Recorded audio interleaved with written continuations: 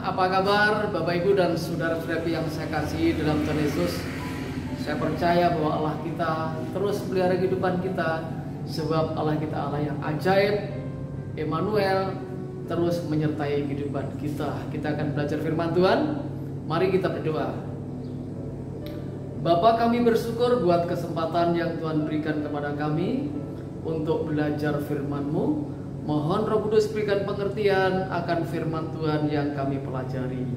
Dalam nama Tuhan Yesus kami berdoa. Amin.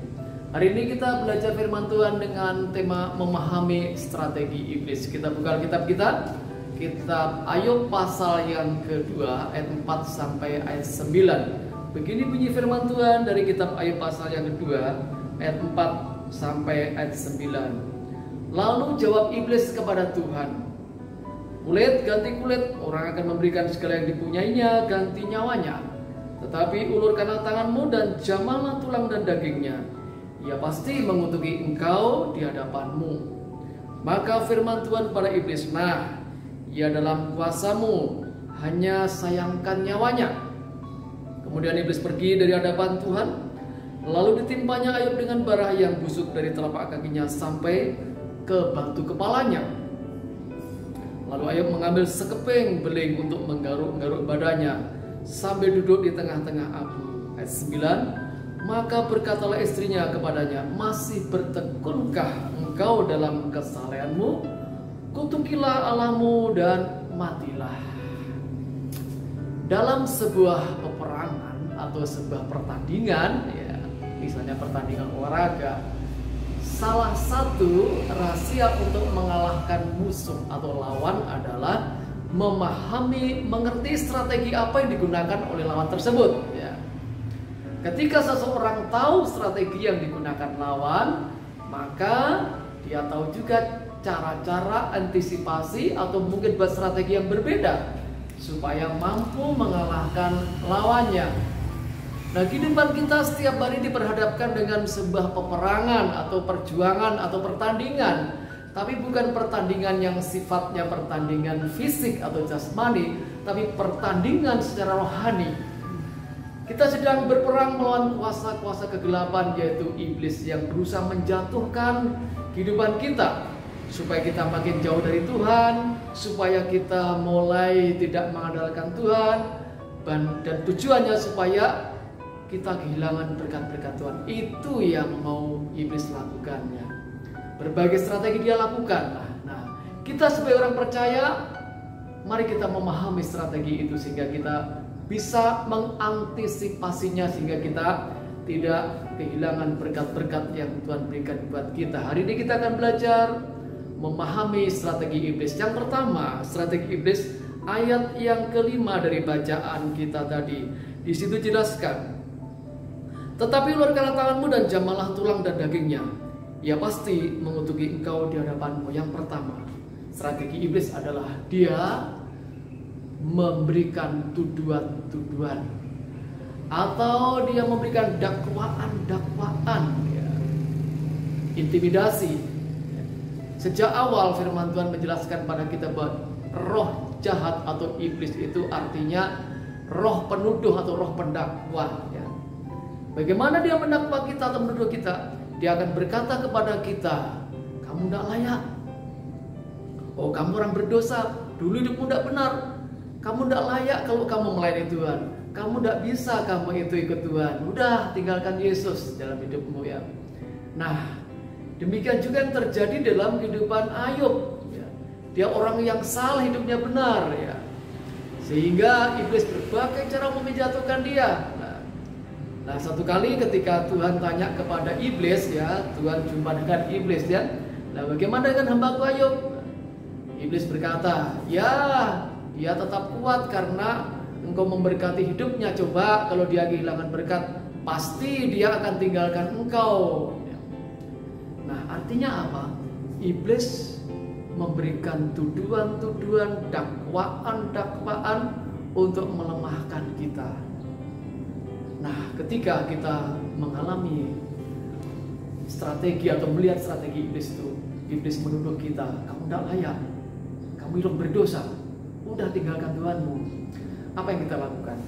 mari kita memahami bahwa Allah yang kita sembah dalam Yesus, Allah yang karyanya sempurna untuk menebus kita dari hukuman karena dosa, dan Dia melayakkan kita untuk kita hidup di dalam Tuhan dan melayani Tuhan.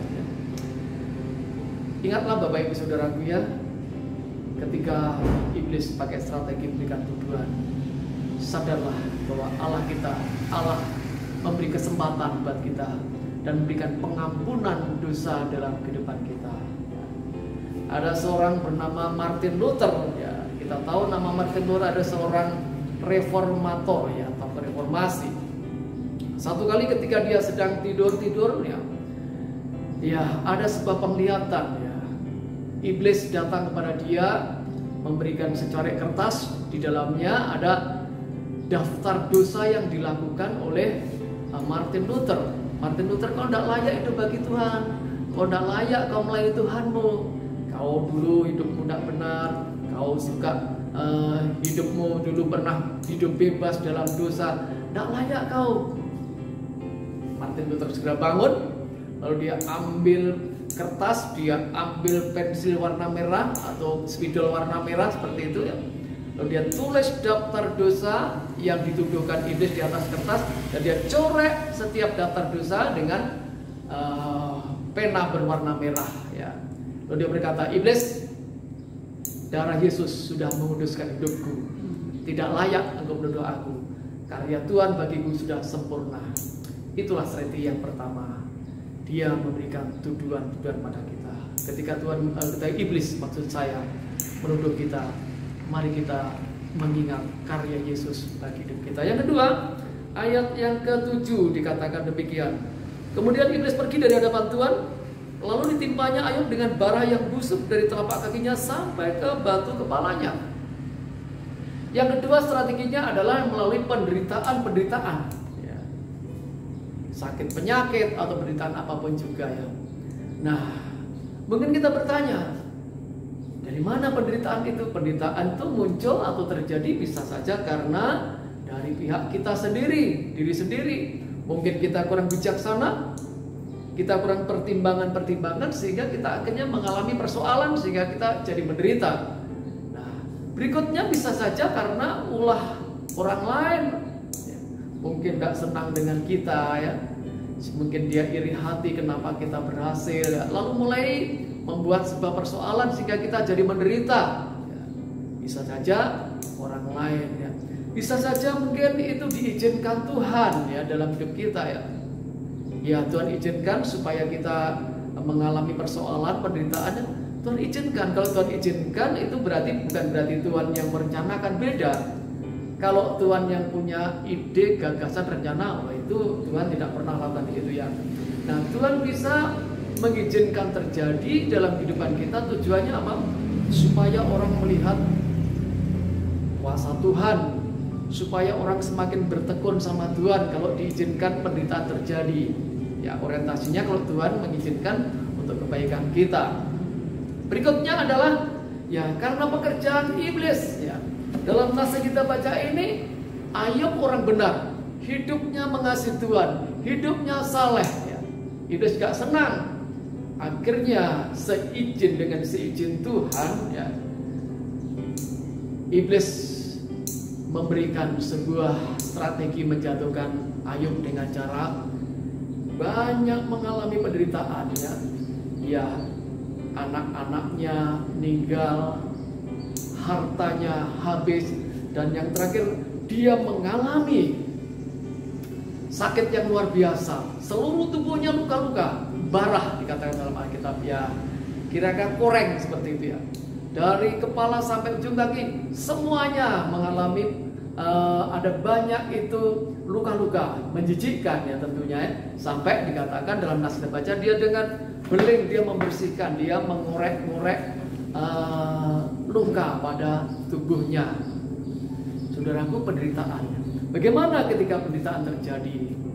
Nah, mari kita terus hidup di dalam firman, bertekun di dalam kebenaran, terus setia sama Tuhan, bergantung sama Tuhan. Kenapa? Sebab penderitaan itu sifatnya sementara. Ada masanya akan berakhir. Dan berikutnya Tuhan lebih besar daripada persoalan-persoalan penderitaan yang kita alami. Iblis bisa saja menjatuhkan kita dengan strategi membuat kita menderita, tapi Tuhan lebih besar daripada persoalan penderitaan yang kita alami. Itu yang kedua. Dan yang ketiga, yang terakhir, perhatikan di dalam ayat yang ke-9. Maka berkatalah istrinya kepadanya, masih bertekunkah engkau dalam kesalahanmu? Kutukilah Allahmu dan matilah. Strategi yang ketiga, iblis menjatuhkan kita orang percaya adalah dengan cara melalui orang-orang yang dekat dengan kita. Melalui orang-orang dekat. Siapa orang dekat dengan kita? Ya, yang paling dekat tentunya adalah keluarga kita. Mungkin lewat suami, ya, iblis jatuhkan kita. Mungkin lewat istri, lewat anak, atau lewat keluarga saudara kita. Ya. Itu satu strategi yang dipakai iblis, ya. Justru orang-orang dekat yang tidak kita sangka bisa dipakai iblis menjatuhkan kita, saudara. Dalam nas yang kita baca ini, ya, ketika Ayub mengalami persoalan yang berat dalam hidupnya, pasangannya, istrinya yang seharusnya menolong dia, menghiburkan dia, menguatkan dia, justru dalam nas yang kita baca, dia berkata, masih bertekunkah engkau dalam kesalahanmu? Kutukilah Tuhanmu dan matilah. Wah, saudaraku, luar biasa ini. Luar biasa ini perkataan istrinya ini. Bukan membangun tapi malah menjatuhkan. Padahal Bapak Ibu Saudara, ya, Tuhan mempersatukan laki-laki perempuan untuk bangun sebuah rumah tangga dengan tujuan supaya saling menolong, saling menguatkan, saling membangun. Ya. Makanya dalam kitab Kejadian pasal 2 ayat 18, ya, Tuhan memberikan penolong yang sepadan, ya. Artinya, ya, supaya saling ada yang lemah dikuatkan oleh yang kuat, ya. Seperti itu tujuan sebuah lembaga pernikahan atau lembaga keluarga. Nah, ketika kita rumah tangga kita mungkin ada persoalannya karena pasangan kita mungkin atau keluarga anak-anak kita, mari kita sadar bahwa Tuhan dirikan lembaga keluarga supaya kita saling membangun. Jangan beri kesempatan iblis untuk merusak kehidupan rumah tangga kita. Mari kita terus berjalan dalam panggilan sebagai sebuah keluarga, saling membangun, saling menguatkan. Itu yang Tuhan mau dalam kehidupan kita. Itu yang ketiga, lewat orang-orang dekat. Mari kita bangun hubungan yang akrab dalam keluarga. Bersama dengan Tuhan kita membangun sebuah keluarga supaya apa? Keluarga-keluarga kita bukan dipakai oleh iblis untuk menjatuhkan kita, tapi justru untuk saling membangun. Karena itulah yang Tuhan mau dalam kehidupan kita sebagai keluarga. Jadi hari ini kita sudah belajar ada 3 strategi iblis untuk menjatuhkan kita, sehingga kita kehilangan berkat Tuhan. Yang pertama, dia suka memberikan tuduhan-tuduhan buat kita. Kamu tidak layak, ya. Padahal Tuhan melayakkan kita. Karya Tuhan sempurna. Yang kedua, dia lewat penderitaan-penderitaan. Ingatlah, penderitaan kita itu Tuhan lebih besar daripada penderitaan kita. Dan Tuhan akan memberikan pertolongan dalam hidup kita. Dan yang ketiga, melalui orang dekat kita, khususnya pasangan hidup kita. Mari kita bangun keluarga secara benar di hadapan Tuhan. Tuhan memberkati kita. Mari kita berdoa. Terima kasih Tuhan buat firman-Mu. Tanamkan firman Tuhan dalam kehidupan kami. Biarlah kami terus mewaspadai strategi iblis, sehingga kami tidak akan pernah jatuh. Kalaupun kami jatuh, kami segera bangun dan hidup bersama dengan Tuhan. Terpuji buat nama-Mu. Dalam nama Yesus, hamba bersyukur, hamba berdoa. Amin. Salam, Tuhan memberkati kita. Amin.